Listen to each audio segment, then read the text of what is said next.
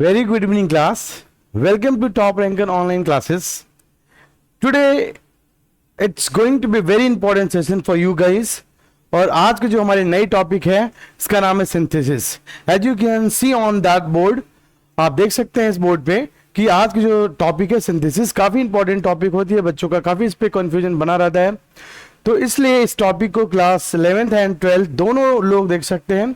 और upcoming exam board जो है आपका क्लास 12th का, उसके लिए स्पेशली है ना, इसको स्ट्रक्चर किया गया है, इसके रूल्स को, सारे एग्जाम्पल्स को स्ट्रक्चर किया गया है, इसको आप देख सकते हैं. ठीक है, तो ये क्लास काफी आपके लिए प्रॉफिटेबल होने वाली है फॉर द अपकमिंग जो एग्जाम्स होने वाले हैं उसके लिए. Class 12th, okay, and class 11th also can see this particular class.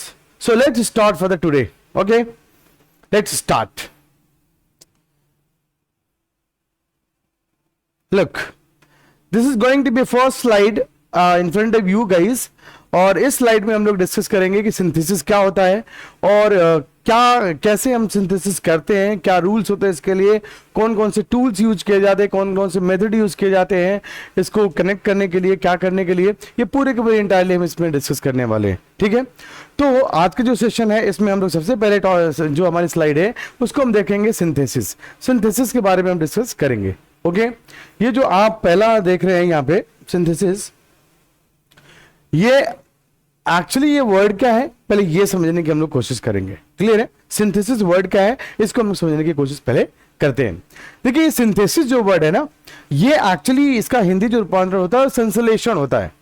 When, है ना, संश्लेषण that's mean when two are more than two things, है ना, कनेक्टेड इन ईच अदर, और दो या दो से अधिक चीजों को हम कनेक्ट करके उसको एक संपूर्ण रूप में अध्ययन करते हैं. है ना, जब दो या दो से अधिक चीजों को कनेक्ट करके हम उसको संपूर्ण अध्ययन करते हैं उसे हम क्या कहते हैं, सिंथेसिस.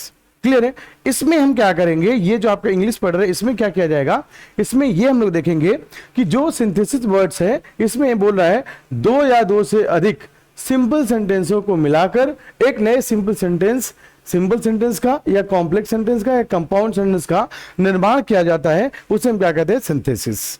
दैट्स मीन हम कह सकते हैं संश्लेषण किसका हो रहा है, सिंपल सेंटेंस का हो रहा है. यानी कि एक या एक से अधिक, एक या एक, है ना, दो या दो से अधिक सिंपल सेंटेंस मिलके या तो सिंपल बन सकते हैं, क्या बनाया जा सकता है, सिंपल सेंटेंस बनाया जाता है, या है ना सिंपल प्लस सिंपल को मिला के हम क्या बना सकते हैं, है ना, कॉम्प्लेक्स सेंटेंस बना सकते हैं, या सिंपल प्लस सिंपल को मिला के हम क्या बना सकते हैं, है ना, कंपाउंड बना सकते हैं. क्लियर है, ये हो गया, इनको हम बना सकते हैं. क्लियर है, इस चीज को बनाया जा सकता है. दैट्स मीन इस वाले जो आपकी जो टॉपिक होगी इसमें हम यार जो मेनली डिस्कस करेंगे, सिंपल सेंटेंस को सिंपल प्लस सिंपल सेंटेंस को मिला के एक सिंपल सेंटेंस बनाया जा सकता है, सिंपल प्लस सिंपल सेंटेंस को मिलाकर एक कॉम्प्लेक्स सेंटेंस बनाया जा सकता है, सिंपल प्लस सिंपल सेंटेंस को मिला के एक, है ना, कंपाउंड सेंटेंस का निर्माण किया जा सकता है. इस टॉपिक में हम लोग डिस्कस करेंगे. पहले ये हमें समझना पड़ेगा इस टॉपिक में कि एक्चुअली में ये सिंपल सेंटेंस क्या होते हैं, कंपाउंड सेंटेंस क्या होते हैं, कॉम्प्लेक्स सेंटेंस क्या होते हैं, इसके बारे में हमें पहले देखना पड़ेगा. है ना, मोस्ट ऑफ द स्टूडेंट्स क्या करते हैं, गलती यहीं पे कर देते हैं कि उनके सिंपल सेंटेंस के बारे में कोई आइडिया नहीं होता है. तो let's talk about the simple sentence, then compound sentence, then complex sentence. क्या होता है इसको हम अच्छे तरीके से समझेंगे, देन उसके बाद में कैरी फॉरवर्ड आगे चलेंगे. क्लियर है, चलिए समझने की कोशिश करते हैं सिंपल सेंटेंस को. देखिए ये सिंपल सेंटेंस क्या होता है इसको हम बड़े ध्यान से देखेंगे. देखिए ध्यान से, ये जो सिंपल सेंटेंस है आपका, इसको कैसे देखेंगे वो देखिए.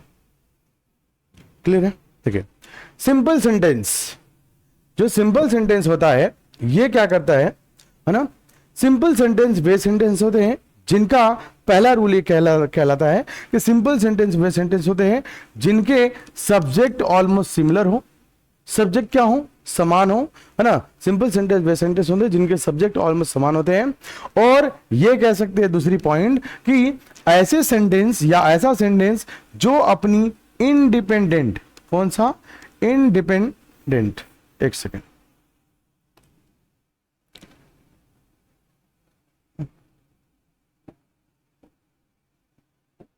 ऐसा सेंटेंस जो इंडिपेंडेंट,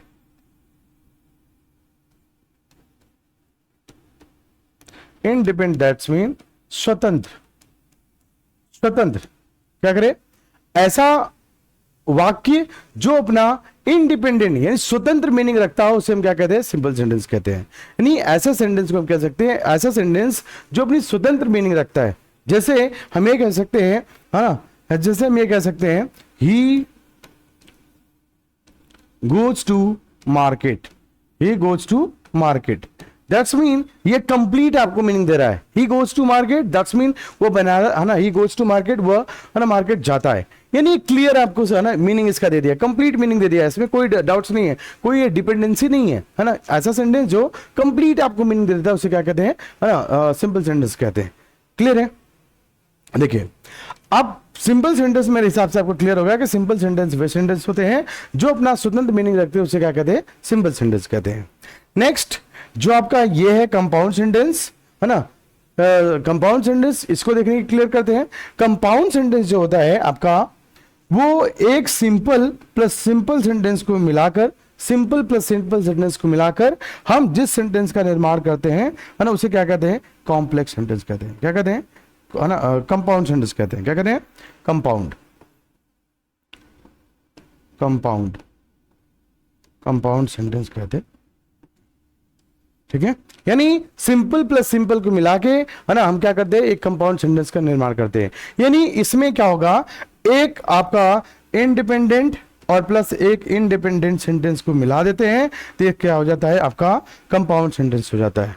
इसको हम एग्जाम्पल से कैसे समझेंगे, आप ट्रिक के माध्यम से अगर समझना चाहें, देखिए अगर आप सिंपल सेंटेंस को समझना चाहते हैं तो आप जानते हैं कि जो बॉयज होते हैं वो बिल्कुल फ्री होते हैं, है ना, घर से कोई पाबंदी नहीं होती, कोई रूल रेगुलेशन नहीं है, दे आर कंप्लीटली फ्री। तो हम ये कह सकते हैं जो हमारा सिंपल सेंटेंस है वो सिंपल सेंटेंस क्या होता है, बॉय होता है। क्या होता है, बॉय। बॉय को अगर हम देखते हैं तो हम कह सकते हैं कि बॉय क्या है, सिंपल सेंटेंस है। इसको पूरा कंप्लीटली हम सोच सकते हैं कि बॉय को अगर आप बोलते हैं तो बॉय क्या हो सकता है ना, simple sentence. Just for a sake of trick, है ना, आपको समझाने की कोशिश करो, ऐसा कोई इंटेंशन नहीं है। देन उसके बाद में क्या होता है, सिंपल सेंटेंस को, है ना, यानी कि आप सिंपल और प्लस सिंपल को मिलाया आपने, इंडिपेंडेंट इंडिपेंडेंट को आपका क्या बना है ना, कंपाउंड। यानी कि इसको हम कह सकते हैं एक इंडिपेंडेंट सेंटेंस, यानी boys plus boys, boys plus boys, दोनों को हमने क्या कर दिया है ना, मिला दिया है, तो किसका निर्माण कर दिया है, कंपाउंड सेंटेंस का। किसका, कंपाउंड सेंटेंस का। क्लियर है? कंपाउंड सेंटेंस को हम ये कह सकते हैं जब, है ना, दो, है ना, सिंपल वाक्यों को मिला दिया जाता है तो उसे क्या कहते हैं, कंपाउंड सेंटेंस कहते हैं। यानी दो इंडिपेंडेंट सेंटेंस को मिला दिया जाता है तो उसे कंपाउंड सेंटेंस कह सकते हैं। क्लियर है?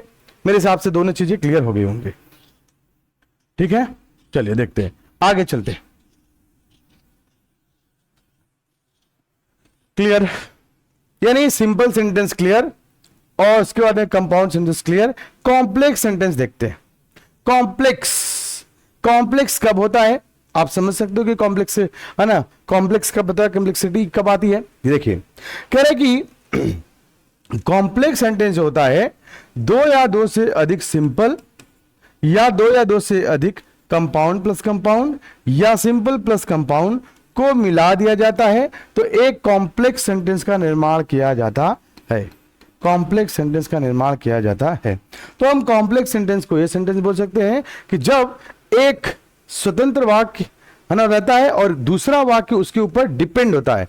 एक वाक्य क्या होता है, बिल्कुल, है ना, बिल्कुल इंडिपेंडेंट होता है और दूसरा उसके ऊपर डिपेंडेंट होता है। ठीक है, डिपेंड होता है, यानी एक स्वतंत्र वाक्य होता है, दूसरा उसके ऊपर आश्रित होता है, उसे क्या कहते हैं, कॉम्प्लेक्स सेंटेंस कहते हैं। यानी जो आपका वाक्य इंडिपेंडेंट होता है उसको हम बोल सकते हैं, है ना, प्रिंसिपल क्लॉज। क्या बोल सकते हैं, प्रिंसिपल क्लॉज बोल सकते हैं। क्लियर है?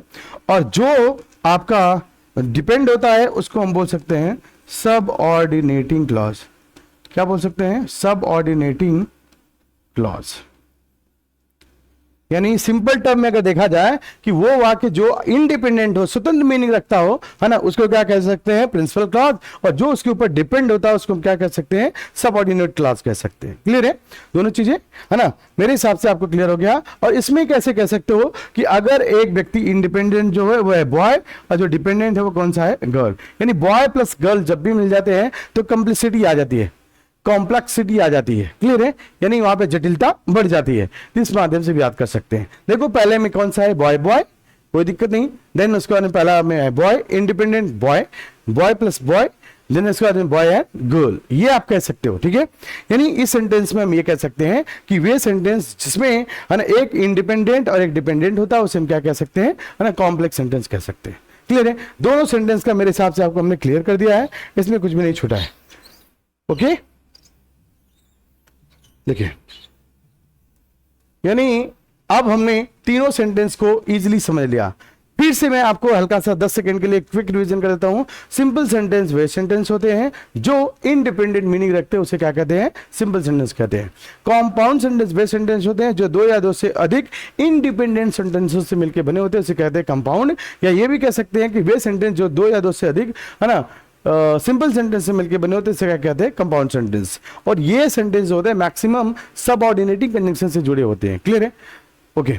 नेक्स्ट, ये जो होता है आपका कॉम्प्लेक्स सेंटेंस। कॉम्प्लेक्स सेंटेंस जो होता है ना, यह इसमें एक जो है आपका डिपेंडेंट सेंटेंस होता है और दूसरा उसके ऊपर होता है इंडिपेंडेंट। क्लियर है, यानी एक डिपेंड है और एक इंडिपेंडेंट होता है। यानी जो डिपेंड है उसको हम सबऑर्डिनेटिंग कहते हैं, जो इंडिपेंडेंट है उसको हम कहते हैं प्रिंसिपल क्लॉज कहते हैं। क्लियर है, ये तीनों सेंटेंस आपके क्लियर हो गए। अब ये क्लियर हो गए सेंटेंस, तो हम इसको आगे लेके चलते हैं। पहले हमें सेंटेंस के बारे में समझना पड़ेगा, तब हम आम चीजों को आगे लेके चलेंगे। देखिए, अब आप संश्लेषित करते हैं यानी सिंथेसिस करते हैं, दो या दो से अधिक वाक्यों को जोड़ते हैं। अब दो या दो से अधिक वाक्यों को जोड़ने के जो मेथड होते हैं, उस मेथड को पहले हम समझ लेते हैं, फिर आगे चलेंगे। एक एक मेथड को हम क्या करेंगे, इजीली पढ़ेंगे। देखिए, we have 8 types of method over here, है ना। कितने, we have 8 types of method over here, ठीक है। कितने मेथड है, 8 टाइप्स ऑफ। कौन कौन से हैं वो देखते हैं। देखो, सबसे पहला मेथड है आपका इसका प्रयोग करके, है ना। सबसे पहला मेथड आपका सबसे पहला जो मेथड है वो मेथड आपका, ध्यान दीजिएगा, सबसे पहला मेथड जो है, एक सेकंड, ओके। सबसे पहला जो मेथड है आप देख सकते हैं, सबसे पहला मेथड है वो पार्टिसिपल का प्रयोग करके है। दूसरा मेथड है इन्फिनिटिव टू का प्रयोग करके है। तीसरा है नॉमिनेटिव एब्सोल्यूट का प्रयोग करके। चौथा है जेरेंट का प्रयोग करके। पांचवा है noun and phrase in a position का प्रयोग करके। एडवर्ब या एडवर्बियल फ्रेज का प्रयोग करके। एडजेक्टिव का प्रयोग करके। कंजंक्शन एंड का प्रयोग करके। These are the 8 methods by which we can connect two or more than 2 sentences in one sentence. Okay, इसमें हम लोग ये मेथड्स हैं हमारे, जिसको हम यूज करके हम क्या कर सकते हैं। जैसे कि आप लोग जानते हैं कि ये पार्टिसिपल का प्रयोग करके हम सबसे पहले पढ़ेंगे, है ना, पार्टिसिपल का। तो पहले हम समझेंगे कि पार्टिसिपल क्या होता है, इसके बारे में क्लियर समझेंगे, फिर आगे चलेंगे। ये आपको 8 टाइप्स ऑफ मेथड है। इसको अगर आप स्क्रीनशॉट लेना चाहते हो तो आप स्क्रीनशॉट ले सकते हैं। क्लियर है, take this one as a screenshot. Clear, आगे चलें, चलिए आगे चलते हैं। नेक्स्ट देखिए, अब हम समझने की ये कोशिश करते हैं कि पार्टिसिपल पहले क्या होगा ये समझेंगे, फिर हम पढ़ेंगे टाइप ऑफ पार्टिसिपल। ओके, पहले देखिए, है ना, ये पार्टिसिपल है, पार्टिसिपल। क्लियर है, नेक्स्ट स्लाइड में हम देखते हैं पार्टिसिपल को। देखिए, पहले हम देखते हैं कि ये प्रेजेंट पार्टिसिपल आने से पहले हम ये देख लेते हैं कि पार्टिसिपल होता क्या है। सुनिए, ये हम देखते हैं कि पार्टिसिपल, देखिए पार्टिसिपल क्या होता है, इसको ध्यान से देखिए। पार्टिसिपल जो होता है वो होता है आपका ऐसी वर्ब जो क्या करे, वर्ब का भी काम करे। किसका काम करे, वर्ब और plus adjective, verb plus adjective दोनों का जो काम करती है उसे कहते हैं पार्टिसिपल। यानी ऐसी फाइनाइट वर्ब जो किसका काम करे, अरे ऐसी नॉन फाइनाइट वर्ब या ऐसी वर्ब कह सकते हैं जो एडजेक्टिव और प्लस किसका, वर्ब दोनों का काम करती है, उसे क्या कहते हैं, है ना, पार्टिसिपल कहते हैं। यानी ऐसी वर्ब होगी ना, जो ऐसी क्रिया होगी, क्या करेगी, वो वर्ब का भी काम करता है और एडजेक्टिव का भी काम करता है, उसे हम कहते हैं पार्टिसिपल। क्लियर है ना। We have 3 types of participle. कितने, we have 3 types of participle. कौन से होते हैं, सबसे पहले प्रेजेंट पार्टिसिपल होता है, पास्ट पार्टिसिपल होता है और परफेक्ट पार्टिसिपल होता है। आज हम क्या करेंगे, सबसे पहले इन्हीं के बारे में पूरा थॉरली पढ़ेंगे कि प्रेजेंट पार्टिसिपल क्या होता है, परफेक्ट पार्टिसिपल क्या होता है, पास्ट पार्टिसिपल क्या होता है, और इन्हीं का यूज करके हम पूरे सेंटेंसों को कनेक्ट करने की कोशिश किया जाएगा। तो सबसे पहले हम पढ़ते हैं प्रेजेंट पार्टिसिपल। क्लियर है, चलिए। तो पार्टिसिपल मेरे हिसाब से आप लोगों को हमने क्लियर कर दिया कि पार्टिसिपल क्या होता है। पार्टिसिपल वो होता है जिसके द्वारा, पार्टिसिपल वो वर्ब होती है जिसके द्वारा एडजेक्टिव प्लस वर्ब दोनों का कार्य करे, उसे क्या कहते हैं, है ना। देखिए, क्लियर है, उसे पार्टिसिपल कहते हैं। अब हम प्रेजेंट पार्टिसिपल का प्रयोग करके दो वाक्य को जोड़ते हैं। अच्छा, प्रेजेंट पार्टिसिपल की पहचान क्या होती है? प्रेजेंट पार्टिसिपल की अगर आप पहचान करना चाहते हैं तो ये होती है वर्ब की फोर्थ फॉर्म, यानी वर्ब में क्या फोर्थ फॉर्म और प्लस क्या होता है नाउन। क्या होती है? नाउन। यानी कह सकते हो कि वर्ब में आईएनजी लगा होता है और उसके साथ में नाउन हमेशा रहता है, हमेशा नाउन इसके साथ में बना रहता है। क्लियर है? यानी देखो अब नाउन है तो इसके साथ में होगा, यानी है ना ये। क्लियर है? ये होता है प्रेजेंट पार्टिसिपल, वर्ब की फोर्थ फॉर्म प्लस नाउन होगा। और अगर यह क्रिया के साथ में अंत में आईएनजी है ना लगने से बनता है, हिंदी में इसका अर्थ क्या होता है?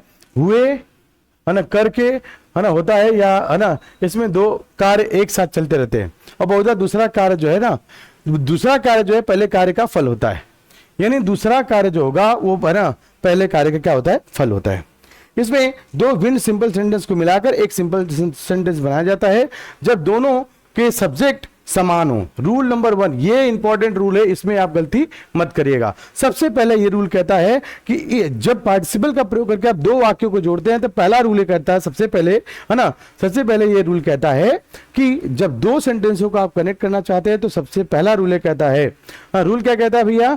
रूल ये कहता है कि सिंपल सेंटेंस, है ना, को मिलाकर एक सिंपल सेंटेंस बनाया जाता है जब दोनों वाक्य के सब्जेक्ट क्या होते हैं? समान हो। यानी जब दो या दो से अधिक सिंपल सेंटेंस को आप मिलाते हैं तो दोनों सिंपल सेंटेंस का जो सब्जेक्ट होना चाहिए वो समान होना चाहिए, और दोनों में क्या होता है कि परस्पर संबंध होते हैं, जो क्रिया होती है, वर्ब होती है, वो समान रूप में चलती है। ऐसा नहीं कि कोई एक कंप्लीट हो जाएगा एक चलेगा, नहीं, पैरेलल चलती है दोनों क्रियाएं, है ना, दोनों क्रियाएं क्या होती है? ऑलमोस्ट पैरेलल चलती है, समानांतर चलती है। फिर कह रहा है, दूसरा पॉइंट कह रहा है, इसमें यह ध्यान देना चाहिए कि जो कार्य पहले समाप्त है उस फाइनाइट वर्ब को किसमें बदल देते हैं? पार्टिसिपल में। बहुत इंपॉर्टेंट रूल है, इस बात को बच्चे नहीं ध्यान देते हैं और यहीं पे गलती कर देते हैं। सबसे पहले ये कह रहा है कि हम उसी, है ना, सेंटेंस का पार्टिसिपल बना सकते हैं, पार्टिसिपल से सिंथेसिस बना सकते हैं जिन सेंटेंसों में सब्जेक्ट सेम होना चाहिए। और कह रहा है, दूसरी पॉइंट ये कह रहा है कि इसमें ध्यान देना चाहिए कि जो कार्य, है ना, जो कार्य पहले समाप्त हो, जो फाइनाइट वर्ब पहले समाप्त होती है, जो क्रिया पहले समाप्त होती है, उसमें पार्टिसिपल में बदल दिया जाता है। ये पूरा रूल पार्टिसिपल के लिए चलेगा प्रत्येक में, चाहे आप प्रेजेंट पार्टिसिपल बना रहे हैं, चाहे तो आप पास्ट पार्टिसिपल बना रहे हैं, चाहे परफेक्ट पार्टिसिपल बना रहे हैं, ये रूल सभी में अप्लाई होगा। क्लियर है? सभी में अप्लाई होगा। फिर आगे जो कंडीशन आएगी वो डिफरेंट, लेकिन जितने भी आप पार्टिसिपल के रूल बनाएंगे सभी में सब्जेक्ट सेम होना चाहिए, और क्या होना चाहिए? जो कार्य पहले समाप्त होता है उस कार्य को हम पार्टिसिपल में बदल देते हैं। जैसे हम रूल में देखते हैं, देखिए ध्यान से, पहला एग्जाम्पल देखिए, पहला एग्जाम्पल आपके लिए जा रहा है कि I reached home, I took off my clothes, है ना, I reached home, I took off my clothes. I reached home, मैंने घर पहुंचा, मैं घर पहुंचा, घर पहुंचने के पश्चात मैंने क्या किया? आई टुक ऑफ माई क्लॉथ्स, मैंने अपने कपड़े को निकाल दिया। क्लियर है? अपने कपड़े को निकाल दिया, उतार दिया। क्लियर है ये चीज? तो इसको हम क्या कह सकते हैं कि सबसे पहले कार्य क्या हुआ? पहले कपड़े हमने उतारा है या पहले हम घर पहुंचे? सिंपल सी बात है, इसमें तो एज सिंपल एज कोई भी एक, है ना, फर्स्ट क्लास का बच्चा भी, एलकेजी का बच्चा भी बता सकता है कि आप पहले घर पहुंचे हैं, उसके बाद में कपड़ा आपने चेंज किया है। तो सबसे पहले क्या करना पड़ेगा? जो कार्य पहले समाप्त होता है, जैसे रूल नंबर 2 कह रहा है कि जो कार्य पहले समाप्त हो उस फाइनाइट वर्ब को हम किस में बदल देते हैं? पार्टिसिपल में बदल देते हैं। सिंपल है। तो हम क्या करेंगे यहाँ पे? रीच्ड होम यानी रीचिंग होम, कहां पे? रीचिंग होम, कॉमा, और I took off my clothes, I took off my clothes. इसको आप देख सकते हैं। रीचिंग होम, घर पहुंचते ही आई टुक ऑफ माई क्लॉथ्स। और देखिए मैंने बोला है कि प्रेजेंट पार्टिसिपल की पहचान जो होती है वर्ब की फोर्थ फॉर्म प्लस नाउन। आप देख सकते हैं कि वर्ब की फोर्थ फॉर्म और प्लस होम क्या होता है? आपका नाउन। क्लियर है ये चीज? नेक्स्ट एक और एग्जांपल लेते हैं। I was hungry, I took off my food. Very very important. अब आप बोलेंगे सर इसमें तो मेन वर्ब है ही नहीं, तो मेन वर्ब नहीं है तो कैसे इसका एग्जाम्पल किया जाएगा? आपका दिमाग तो घूम रहा होगा, तो घूमने दीजिए दिमाग, हम इसीलिए तो एग्जाम्पल लिए हैं इसका, आपका दिमाग घुमाने के लिए। तो देखते हैं इस एग्जाम्पल को ना। देखिए सिंपल सी बात है, बहुत बच्चों का इस पे कंफ्यूजन बना रहता है। एक्चुअली में मैं आपको बता दूं, बी वर्ब का नाम आपने सुना होगा, बी वर्ब। बी वर्ब क्या होती है? बी वर्ब होती है आपकी इज होती है, एम होती है, आर होती है, वाज एंड वर, ये होती है बी वर्ब। बात समझ आ गया? ये क्या होती है? Be verb. अगर जब भी आपको सेंटेंस में बी वर्ब आ जाए तो इस प्रकार के वाक्य का निर्माण करते समय हल्का से आप ध्यान दीजिएगा, आप इसमें मेन वर्ब कुछ नहीं देख रहे होंगे। कह रहा है कि आई वॉज हंग्री, मैं क्या हूं, भूखा हूं। तो आप कभी वाज, क्योंकि कोई वर्ब तो है नहीं, वाज ही है वर्ब, तो इस वाज को वाजिंग तो कर नहीं सकते हैं। आपने कभी नहीं देखा होगा कि वाज को वाजिंग, इसको इजिंग, आर को आरिंग, ऐसा तो होता नहीं है कभी, किसी सेंटेंस में आपने नहीं देखा होगा। तो हम कहा जाएंगे जो इसकी मदर है, मदर कौन है, बी, मदर कौन है, बी, और बी बोलती है सीधे सीधे कि भैया मदर कौन है, बी, और बी बोलती है कि मैं हूं मदर और मेरे बच्चे ये हैं। कौन है, मेरे बच्चे। कौन बच्चे हैं, इज, एम, आर, वाज, वर, ये होते हैं। तो ये कहता है, बी वर्ब कहती है कि मेरे बच्चों के ऊपर कोई आंच नहीं आना चाहिए, उसमें कोई परिवर्तन नहीं होगा। न तो कभी हम ईजिंग होने देंगे, न तो कहीं एमिंग होने देंगे, न तो कभी आरिंग होने देंगे, न तो कभी वाजिंग होने देंगे, न तो कभी वरिंग, ऐसा कभी नहीं करने देंगे। जो आंच आनी चाहिए मेरे पे लाइए। तो वो कहती है मुझे चेंज कर दीजिए, क्योंकि वाज को हमने कर दिया बी वर्ब के हिसाब से, बी होना चाहिए बी, लेकिन इसमें आईएनजी लगेगा क्योंकि प्रेजेंट पार्टिसिपल में करना है। तो ये हो जाएगा being hungry, being hungry, I took my food. देखो बी है, बी वर्ब है, तो बी वर्ब में क्या लगा देंगे, आईएनजी लगा देंगे। क्या लगा देंगे, आईएनजी। तो बी वर्ब में आप आईएनजी लगा दीजिए, ये हो जाएगा being hungry, I took my food. Clear है, मेरे हिसाब से आपके लिए क्लियर हो गया होगा। क्लियर है, चलिए तो आगे चलते एग्जाम्पल पे। फिर मैं आपको एक बार हल्का से रिपीट कर दे रहा हूं। प्रेजेंट पार्टिसिपल की, जो प्रेजेंट पार्टिसिपल होता है वो होता है वर्ब की फोर्थ फॉर्म प्लस नाउन के साथ में आता है। इसमें जो हिंदी में अगर आप अर्थ निकालते हैं तो इसका हिंदी में अर्थ निकालने के लिए क्या होता है, हुआ या करके अर्थ होता है। बहुधा इसमें क्या होता है ना, इसमें दोनों कार्य जो है क्या होते हैं, बहुधा कार्य जो है पहले कार्य का दूसरे कार्य का जो है प्रतिफल होता है। जैसे आप देख सकते हैं reaching home, I took up my home, ठीक है।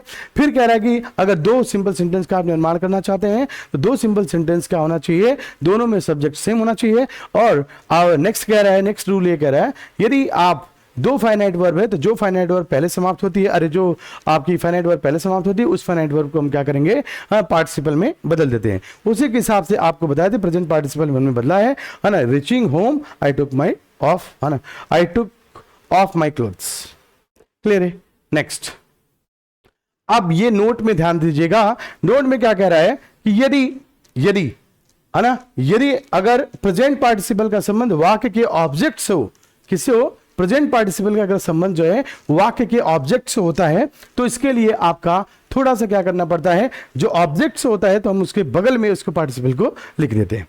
जैसे देखिए कह रहा है कि आई सा रमेश, आई सा रमेश, आई जो यहां पे सब्जेक्ट है, लेकिन ये आई जो है इसको देखा है, किसको, रमेश को। रमेश क्या कर रहा है, आई सा Ramesh, he was abusing his neighbour, अपने पड़ोसी को क्या कर रहा था, ये महाभारत की कहानियां सुना रहा था।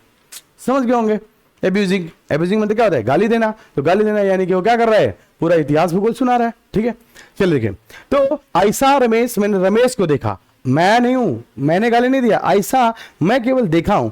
ऐसा क्या हो जाएगा, ऐसा रमेश, ठीक है, रमेश एब्यूजिंग हिज नेबर, क्योंकि रमेश कर रहा है तो इसलिए रमेश के जस्ट बगल में एब्यूजिंग को रख देते हैं। यानी उपरोक्त वाक्य में आप पार्टिसिपल का संबंध वाक्य के ऑब्जेक्ट से है, इसलिए ऑब्जेक्ट के बाद रमेश के बाद हमने किसका, पार्टिसिपल का प्रयोग किया है, न कि आई सा के बाद। क्लियर है, जब भी आपका ऑब्जेक्ट का संबंध किससे होगा, है ना, इससे होगा, तो हम क्या करेंगे, ऑब्जेक्ट के जस्ट बगल में आपका प्रेजेंट पार्टिसिपल का प्रयोग कर दिया जाता है।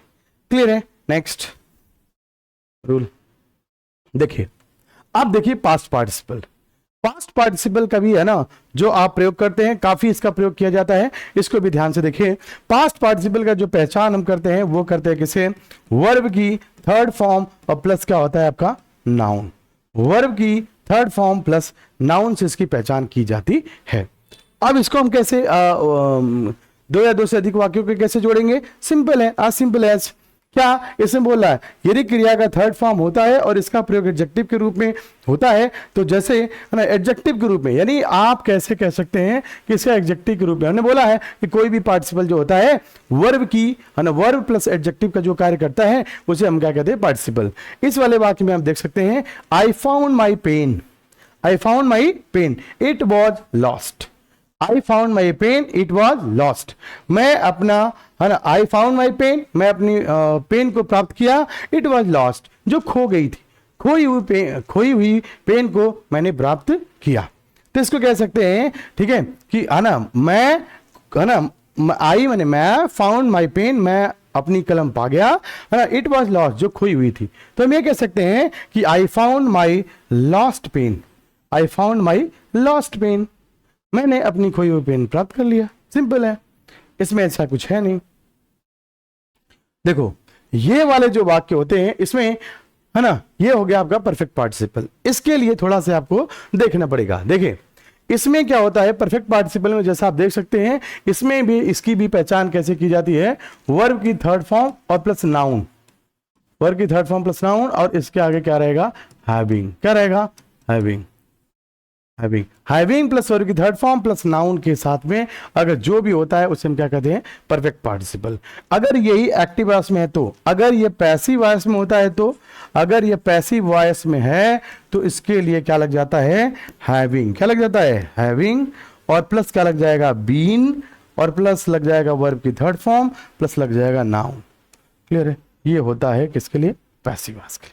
दोनों पॉइंट को आप पकड़ के ध्यान से देखिए। क्लियर है, देखिए इसमें क्या है कि इसमें हैविंग के साथ वर्ब की थर्ड फॉर्म प्रयोग में लाई जाती है जब एक कार्य पूर्ण रूप से समाप्त हो जाए और तब उसके बाद दूसरा कार्य प्रारंभ हो, तो जो क्रिया, है ना, जो क्रिया कार्य को समाप्त होना दिखाई देती है उसे परफेक्ट पार्टिसिपल में बदल दिया जाता है। इसको हम सिंपल टर्म में आपको बता देते हैं, है ना। मोटा मोटी ये कह रहा है कि यदि, है ना, प्रेजेंट आपका परफेक्ट पार्टिसिपल वह पार्टिसिपल होता है जिसमें हैविंग प्लस वर्ब की थर्ड फॉर्म प्लस नाउन होता है, उसे हम क्या कहते हैं, परफेक्ट पार्टिसिपल। इसके बनाने के रूल आप कैसे पहचानेंगे कि हम परफेक्ट पार्टिसिपल में ही बदलेंगे। देखो आपका प्रेजेंट पार्टिसिपल था तो दोनों वाक्य पैरेलली चल रहे थे, समानांतर चल रहे थे, और जो कार्य थोड़ा पहले समाप्त हो रहा था, हल्का सा पहले समाप्त हो रहा है, उसको हम प्रेजेंट पार्टिसिपल में बदल दे रहे हैं। लेकिन ये परफेक्ट है, परफेक्ट मतलब पूर्ण है, यानी कि कार्य पूरा हो चुका है। इसका मतलब परफेक्ट पार्टिसिपल में भी दो आपके होंगे सेंटेंस, और दोनों सेंटेंस में सब्जेक्ट सेम होना चाहिए। पहला रूल कह रहा है। दूसरा रूल कह रहा है कि जो वाक्य पहले समाप्त होता है, जो फाइनाइट वर्ब पहले पूर्ण हो जाती है, परफेक्ट हो जाती है, उस फाइनाइट वर्ब को किस में बदल दिया जाता है, परफेक्ट पार्टिसिपल में बदल दिया जाता है। क्लियर है, उसको किस में बदल दिया जाएगा, परफेक्ट पार्टिसिपल में। क्लियर है, फिर से मैं आपको बता रहा हूं, है ना। पार्टिसिपल का रूल ये कहता है कि जब भी दो, है ना, जब भी हम दो सिंपल वाक्यों को जोड़ते हैं या किसी भी पार्टिसिपल में बदलते हैं तो दोनों का सब्जेक्ट सेम होना चाहिए। फिर नेक्स्ट रूल ये कह रहा है कि दोनों का सब्जेक्ट सेम होना चाहिए, लेकिन परफेक्ट पार्टिसिपल में अगर आप परिवर्तन करना चाहते हैं तो दो फाइनाइट वर्ब होती हैं, दो फाइनाइट वर्ब में जो फाइनाइट वर्ब पहले समाप्त होती हैं, जो पहले पूर्ण हो जाती है, उस फाइनाइट वर्ब को परफेक्ट पार्टिसिपल में बदल दिया जाता है। और परफेक्ट पार्टिसिपल में कैसे बदलते हैं उसका सिंपल रूल है, हमने बता दिया, हैविंग लगेगा, वर्ब की थर्ड फॉर्म लगेगी और नाउन लगेगा। फिर अगर यही चीज पैसिव वॉइस में है तो कैसे बदलेंगे, हैविंग लगेगा और बीन लगेगा और वर्ब की थर्ड फॉर्म प्लस नाउन लगेगा। सिंपल है, एज सिंपल एज। क्लियर है, चलिए तो इसके एग्जांपल के माध्यम से हम इसको समझते हैं। क्लियर है, चलिए देखिए, she had completed her written work, she went to market. She had completed her written work, उसने अपना रिटन वर्क यानी लिखित कार्य जो है उसको समाप्त कर लिया। उसके बाद सी वेंट टू मार्केट, वह कहां चली गई, मार्केट। तो उसने सबसे पहले मार्केट गई है या पहले अपने कार्य को कौन सा रिटन वर्क समाप्त किया है, यानी रिटन वर्क को उसने पूरा का पूरा कंप्लीट कर लिया है, लिख के उसको रख दिया है अपने बैग में या, है ना, अपने ड्रॉयर में, तब उसके बाद में वो गई है। बात समझ आ गया, क्लियर। यानी एक कार्य पूर्ण रूप से समाप्त हो गया, वो कार्य है कौन सा, वो कार्य है आपका अपने रिटन वर्क को उसने पूरा कंप्लीटली कर लिया है। तो यानी सबसे पहले हम किसको बदलेंगे, अपने इस वाले वाक्य को बदलेंगे किसमें, परफेक्ट पार्टिसिपल में। और परफेक्ट पार्टिसिपल में बदलने का नियम सिंपल है, आपको हमने बता दिया है क्या होता है, having completed her written work, comma लगा देंगे, सी वेंट टू मार्केट। ध्यान से देखिएगा, मैंने बताया हैविंग तो वर्ब की थर्ड फॉर्म, हर रिटन वर्क, ये पूरा क्या हो जाएगा आपका, नाउन, कॉमा लगा दीजिएगा, सी वेंट टू मार्केट। सिंपल है, सिंपल इसका है। देखिए ध्यान से, इसमें गलती मत करिए आप लोग, ठीक है ना। मैंने आपको बता दिया है कि जब भी आप परफेक्ट पार्टिसिपल की बात करते हैं तो परफेक्ट पार्टिसिपल जो होता है आपका, वो क्या होता है, हैविंग। क्या होता है, हैविंग प्लस वर्ब की थर्ड फॉर्म प्लस क्या होता है, नाउन होता है। क्लियर है ना, क्या होता है, नाउन। ये चीज, having completed her written work, she went to market, यानी सबसे पहले उसने अपने रिटन वर्क को कंप्लीट किया, देन वो मार्केट गई है। नेक्स्ट कह रहा है कि कह रहे कि पार्टिसिपल का passive form having plus been के साथ वर्ब की थर्ड फॉर्म होती है। नेक्स्ट, ये मैंने बता ही दिया है कि जब भी आप पैसिव फॉर्म को बनाना चाहते हैं तो आपको करना पड़ेगा हैविंग और फिर क्या करना पड़ेगा प्लस बीन और प्लस वर्ब की थर्ड फॉर्म और प्लस क्या करना पड़ेगा नाउन। ये तो हमने बता ही दिया आपको, क्लियर है। ये जैसे यहां पे देख सकते हैं, ही was punished by his teacher, he felt sorry. He was punished by his teacher, वह अपने टीचर के द्वारा पनिश किया गया है। पनिश मतलब सजा दी गई उसको, है ना। ही फेल्ट सॉरी, उसको सॉरी महसूस हो रहा है। कैसा लग रहा है? सॉरी, क्षमा प्रार्थी है। यानी आज के बच्चे तो पीटे जाए, कुछ भी किए जाए, उनको कोई क्षमा की जरूरत नहीं है। आज के बच्चे हैं 21st सेंचुरी के, है ना, ठीक है। Never felt sorry, I know that, है ना। देखिए इसको क्या करेंगे, हैविंग लगाएंगे, उसको बिन लगाएंगे। सबसे पहले क्या है, he was punished bye teacher, अपने है ना अध्यापक के द्वारा वो पहले पनिश किया गया है, ये कार्य पहले हुआ है। यहां से लेकर यहां तक ये कार्य सबसे पहले हुआ है, ये फाइनाइट वर्ब सबसे पहले हुई है। और इसको having been punished by his teacher he felt sorry, he felt sorry, simple है, ठीक है। ये जैसा आपके नोट में दिखाया गया है, he was punished passive voice में है, अतः पार्टिसिपल के भी passive form having plus been और पनिश्ड के साथ में बनाए गए, जो कि आपको नीचे दिखाया गया। क्लियर है? आई होप सो ये पूरा क्लियर होगा। Let me repeat one second for you guys, है ना। जैसा कि आज हमने स्टार्ट किया है सिंथेसिस। सिंथेसिस क्या होता है, दो या दो से अधिक वाक्यों को जब हम जोड़ते हैं यानी संश्लेषण करते हैं तो उसे कहते हैं सिंथेसिस। इसमें दो या दो से अधिक वाक्यों को, सिंपल साधारण वाक्यों को जोड़कर हम क्या बनाते हैं, कंपाउंड सेंटेंस। दो या दो से अधिक है ना वाक्यों को जोड़ के हम कॉम्प्लेक्स सेंटेंस बनाते हैं, ठीक है। इसको हमने बता दिया, यानी कि जब दो या दो से अधिक सिंपल वाक्यों को जोड़ के हम एक सिंपल वाक्य का निर्माण करते हैं, ठीक है। दो या दो से अधिक सिंपल वाक्यों को जोड़ के एक कंपाउंड सेंटेंस का निर्माण करते हैं। दो या दो से अधिक सिंपल या कंपाउंड वाक्यों को जोड़ के एक कॉम्प्लेक्स सेंटेंस का निर्माण करते हैं। कॉम्प्लेक्स सेंटेंस की मेन पहचान ये होती है कि उसमें एक सेंटेंस इंडिपेंडेंट होता है और एक सेंटेंस क्या होता है, डिपेंडेंट होता है। ये उसकी मेन पहचान होती है। फिर हमने बोला है कि सिंपल सेंटेंस को जोड़ने के 8 मेथड्स होते हैं। कौन कौन से होते हैं? सबसे पहला होता है पार्टिसिपल का प्रयोग करके, एडवर्ब का प्रयोग करके, ना एडवर्बियल टू का प्रयोग, आपका एडवर्ब का प्रयोग करके, देन उसके बाद में हमने बोला है आपका एडजेक्टिव का प्रयोग करके, कंजंक्शन का प्रयोग करके, नॉमिनेटिव एब्सोल्यूट का प्रयोग करके, जेरेंड का प्रयोग करके। ये सारे आपको 8 टाइप्स ऑफ मेथड हमने बताया है जिससे आप प्रयोग करके क्या करते हैं, वाक्य को जोड़ सकते हैं। इस सिंपल सेंटेंस के निर्माण में हमने सबसे पहला अपना ये पॉइंट स्टार्ट किया है ना, पार्टिसिपल का प्रयोग करके। पार्टिसिपल का प्रयोग करके हमने बोला है कि पार्टिसिपल का प्रयोग करके दो वाक्य को निर्माण तब करते हैं जब ये दोनों वाक्य, सिंपल वाक्य में सब्जेक्ट सेम हो, तब हम इसका निर्माण करते हैं। फिर हमने बोला है कि इसमें प्रेजेंट पार्टिसिपल में आप तब यूज करेंगे जब दोनों सेंटेंस के बीच में पैरेलल यानी समानांतर कार्य होते हैं, समान है ना अंतराल पे काम होते हैं, तो उसे क्या कहते हैं, प्रेजेंट पार्टिसिपल में बदल देंगे। अब पास्ट पार्टिसिपल में वो होता है जब एक कार्य जो है आपका कोई चीज का, कोई वस्तु का दूसरे में है ना आपका कोई एडजेक्टिव के रूप में प्रस्तुत किया जाता है तो उसका प्रयोग करते हैं। तीसरा हमने बताया कि परफेक्ट पार्टिसिपल में वो होता है जब हम दो वाक्यों को तब जोड़ते हैं जब दोनों वाक्यों में सब्जेक्ट का होना चाहिए, सेम होना चाहिए, तब जोड़ते हैं। फिर हमने बताया कि दोनों वाक्यों में परफेक्ट पार्टिसिपल का प्रयोग तब करते हैं जब दोनों वाक्यों में एक वाक्य पहले समाप्त हो यानी पहले पूर्ण हो चुका है, फिर दूसरा कार्य शुरू होता है, तो उसमें हम क्या करते हैं, पार्टिसिपल का प्रयोग करते हैं। इसमें भी दो प्रकार से मैंने बताया कि आपको बताया कि हैविंग प्लस वर्ब की थर्ड फॉर्म प्लस नाउन, ये आपको बताया परफेक्ट पार्टिसिपल। इसी का अगर पैसिव वर्ब बनाना चाहते हो तो having plus been plus verb की थर्ड फॉर्म प्लस नाउन के रूप में हम इसका प्रयोग करते हैं। इसके एग्जाम्पल्स कुछ हैं, लिए हैं हम उसको, एक दो एग्जाम्पल्स हम करते हैं, बाकी एग्जाम्पल्स आपको दे देंगे। आप आराम से घर पे बैठ के है ना आराम से आप पराठे खाते हुए करिएगा। चलिए आगे चलते हैं। देखिए ये है the tiger was hungry he killed a goat, ठीक है। देखिए यहां पे हमने अभी ये बताया है कि वाज जब भी आ जाता है क्या, बी वर्ब, क्या बताया था, बी वर्ब। और बी वर्ब क्या होता है, बी वर्ब में आती है एज आता है, एम आता है, फिर आर आता है, फिर क्या आती है वाज, देन वर, ये आपकी होती है। इसमें अगर आता है तो आप इसको क्या कर सकते हैं, इसको चेंज कर देंगे क्योंकि वाज का आजिक नहीं होता है, बी हम वर्ब लाएंगे और बी वर्ब में क्या लगा देंगे, बी वर्ब में आप लगा सकते हैं किसको, बी वर्ब में जब भी आएगा तो बी वर्ब में आप लगा देंगे आई एन जी को, इसको लगा देंगे आई एन जी को, आई एन जी को लगा दीजिएगा, क्लियर है, आई एन जी लगा देंगे। प्लस उसके बाद में क्या लगेगा, बीइंग हंग्री, क्या being hungry, hungry, being hungry comma he मतलब ही नहीं कह सकते, इसको हम क्या कर सकते होंगे, यहाँ पे टाइगर है तो जो है इसको हम यहाँ पे मेंशन किए हैं तो हम इसी को लगाएंगे, है ना। Being hungry the tiger killed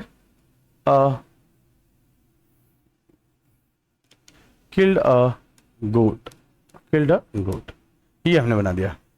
being hungry the tiger killed a goat, being hungry यानी भूखा होने के पश्चात, है ना, टाइगर ने क्या किया है ना, उसको मार दिया। यानी कि ये देखो, ये भूखा था और किल्ड कर दिया, यानी दोनों काम ऑलमोस्ट सिमिलर चल रहे हैं, इसलिए हमने इसको प्रेजेंट पार्टिसिपल में चेंज किया। अगर एक कार्य पहले समाप्त हो चुका होता पूर्ण रूप से तो हम इसका नहीं पढ़ते, तब परफेक्ट पार्टिसिपल का प्रयोग करते। देखिए नेक्स्ट, है ना, रूल्स में हम देखते हैं। कह रहा कि he has failed, he heard the news, he fainted। यानी देखो इसमें भी तीनों कार्य सेम हो रहा है। जैसे ही उसने अपने, है ना, न्यूज को सुना कि वो फेल हो गया है, वो फेंटेड, वो मूर्छित हो गया। ठीक है, तो इसको कैसे करेंगे, इसको जल्दी से आप देखिए। देखिए इसका क्या होगा, हियरिंग, ठीक है, हियरिंग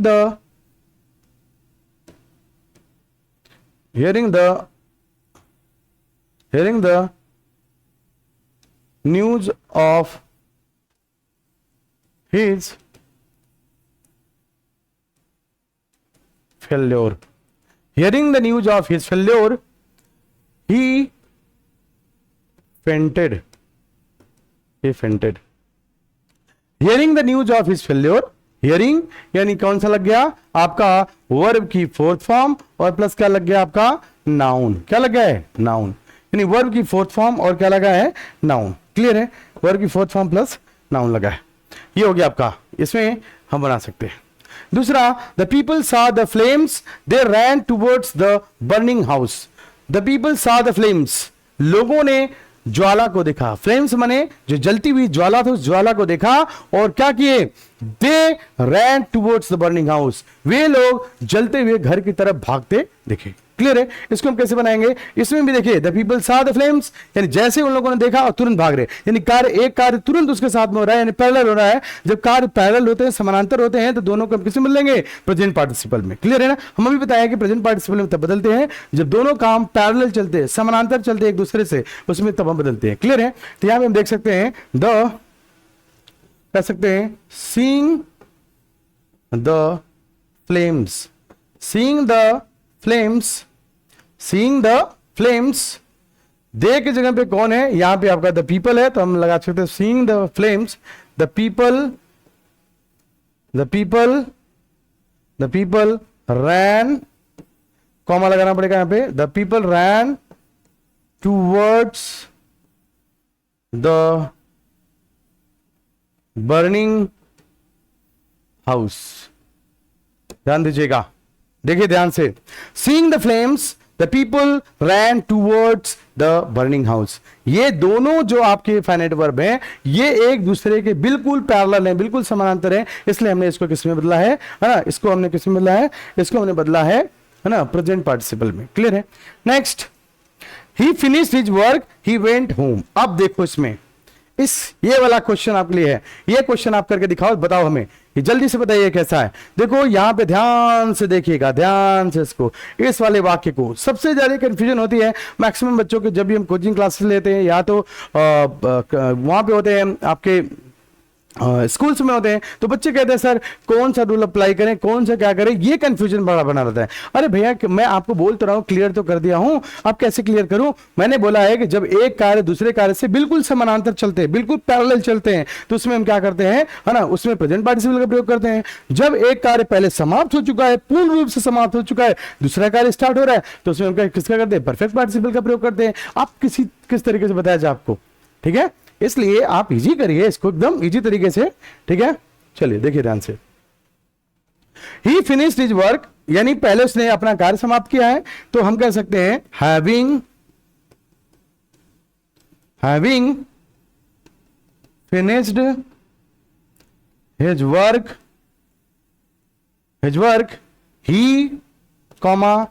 ही वेंट होम, ठीक है, ये रहा।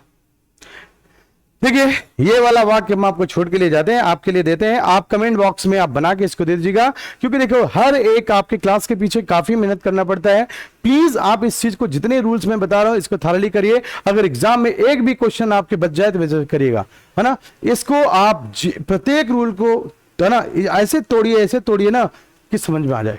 इसको पूरा का पूरा क्या कर दीजिए, धुआंधार कर दीजिए। जितना रूल्स मैंने बताया उस सबको रूल्स को अप्लाई करिए, देखिए आराम से सिंथेसिस हो जाएगा। नहीं तो आप कुछ नहीं करने वाले हैं। सिंपल सा, आई नो दैट, है ना। सिंपल सा रूल है, जितने रूल्स हमने आपको अप्लाई किए ये आप करते रहिए, पूरा का पूरा सेंटेंस आपका बनता रहेगा। क्लियर है। इस वाले रूल को मैं आपके लिए छोड़ देता हूं, आप इसको बना के कमेंट बॉक्स में डाल दीजिएगा। ठीक है, तो आज का मेरे हिसाब से ये वाला क्लास आपके लिए सिंथेसिस का मैंने स्टार्ट कर दिया। प्रत्येक क्लास, है ना, आपकी होगी और पूरा थारली जितने भी रूल्स हमने बताया सब रूल्स को अप्लाई करेंगे। आज हमने प्रेजेंट पार्टिसिपल को खत्म कर लिया है, ये पार्टिसिपल को खत्म कर लिया है। नेक्स्ट जो आपका सेशन होगा वो इन्फिनिटी टू और जेरेंट के ऊपर होगा, इसकी वाली क्लास में हम लोग देखेंगे। ठीक है, thank you so much for giving such a beautiful support on this platform. Again and again आप लोगों के लिए मैं तत्पर हूं, प्रत्येक रूल्स को अप्लाई कर रहा हूं और आपके लिए जितने भी अच्छे कंटेंट हो सकते हैं वो मैं आपको देने की कोशिश कर रहा हूं। Thank you so much giving, है ना, me such a beautiful platform on this. Thank you, है ना, गुड नाइट।